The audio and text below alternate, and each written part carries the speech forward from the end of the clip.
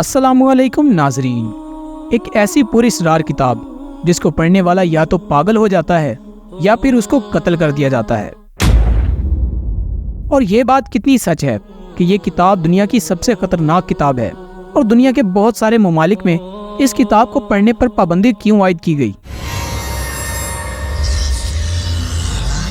प्यारे दोस्तों, आज की इस मुनफरिद वीडियो में हम आपको इस शैतानी किताब के बारे में बताएंगे कि जिसके बारे में जानने के बाद आपके होश उड़ जाएंगे। इस शैतानी किताब को क्यों तहरीर करवाया गया और इस किताब के लिखने का मकसद क्या था और शैतान इस किताब को तहरीर करवा कर क्या कुछ हासिल करना चाहता है।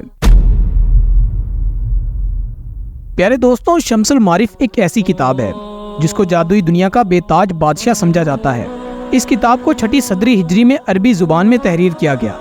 इस किताब को तहरीर करने वाले शख्स के बारे में मुख्तलिफ रवायात पाई जाती हैं। बाज़ रवायात के मुताबिक इसके मुसन्निफ का नाम शरफुद्दीन है या शहाबुद्दीन है और बाज़ रवायात के मुताबिक इसके मुसन्निफ का नाम अहमद अल-बुनी है। प्यारे दोस्तों, अल-बुनी एक ऐसा शख्स था जो जादू और अमलियात में बेइंतहा महारत रखता था। प्यारे दोस्तों, इस किताब में रूहानी अमलियात और जिन्नात को काबू करने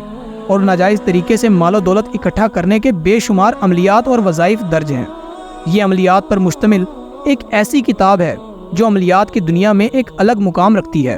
यही वजह है कि दुनिया के बहुत सारे ममालिक को ये किताब मुतनाज़ा है और मुतनाज़ा होने की वजह से इस किताब को पढ़ने पर पाबंदी आयद है।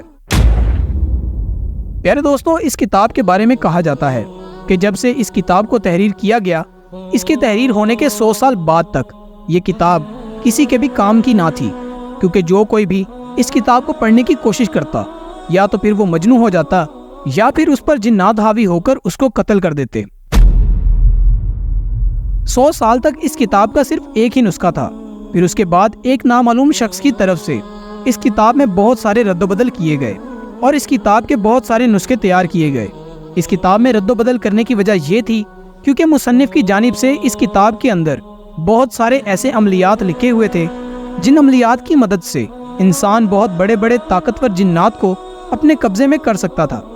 इसी वजह से जिन्नात इस किताब की हिफाजत किया करते थे और जो कोई भी शख्स इस किताब को पढ़ने की कोशिश करता या तो फिर जिन्नात उसको पागल कर देते या फिर उसको कत्ल कर दिया जाता,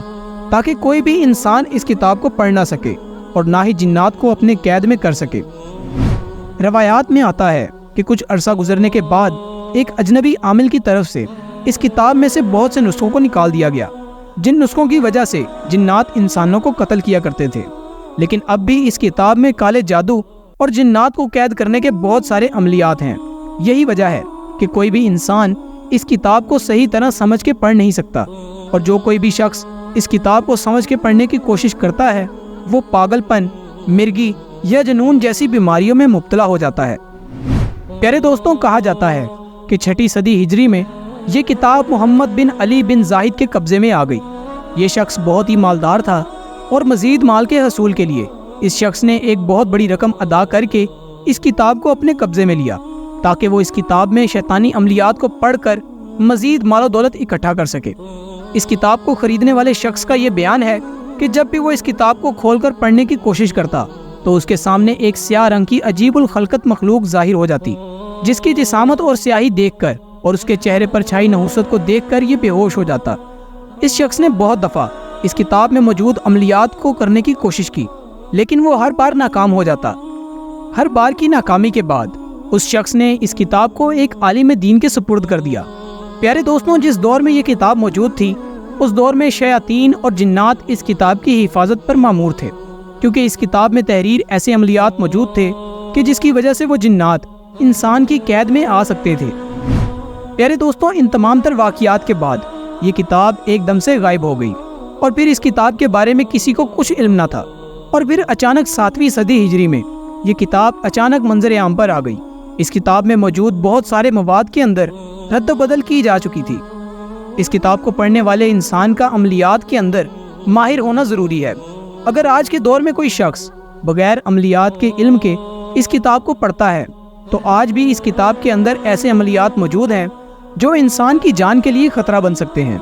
जिसकी वजह से या तो इंसान पागल हो सकता है या फिर उसकी जान भी जा सकती है। क्योंकि अब तक इस किताब को जिसने पढ़ने की कोशिश की اس کو بہت سارے آفات اور مشکلات کا سامنا کرنا پڑا ہے۔ اس کتاب کی عجیب بات یہ بھی ہے کہ جو کوئی بھی اس کتاب کو پڑھنے کی کوشش کرتا ہے تو اپنی پہلی زندگی کے بارے میں بھول جاتا ہے،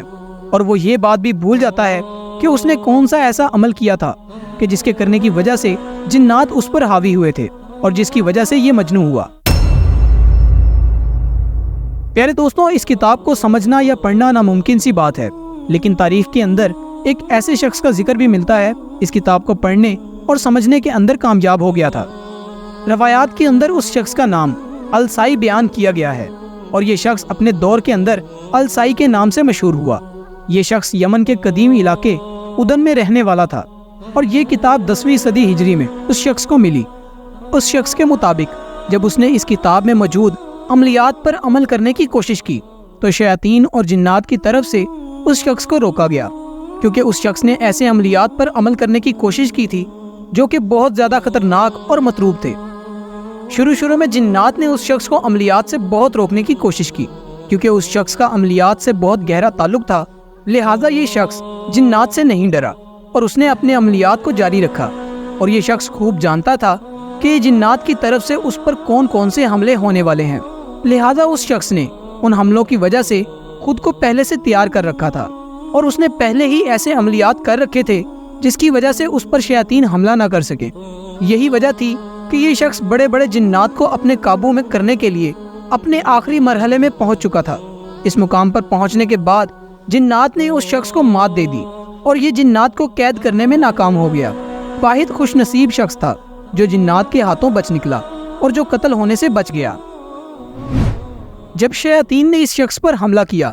تو یہ شخص بے ہوش ہو گیا، اور ہوش میں آنے کے بعد اس نے بتایا کہ حیرت انگیز طور پر وہ اس بات کو بھول چکا ہے کہ اس نے کون سا ایسا عمل کیا تھا جس عمل کو کرنے کی وجہ سے شیاطین اس پر حملہ آور نہ ہو سکے، اور وہ کتاب کا کون سا حصہ اور کون سے الفاظ تھے جو بے ہوش ہونے سے پہلے یہ پڑھ رہا تھا۔ ہوش میں آنے کے بعد اس شخص کی جان تو بچ گئی، لیکن اس شخص کی حالت یہ تھی کہ یہ اپنی پہلی زندگی میں ہونے والے واقعات کے بارے میں کچھ خبر نہیں رکھتا تھا، اور وہ اپنے پہلے والی زندگی کے بارے میں سب کچھ بھول چکا تھا۔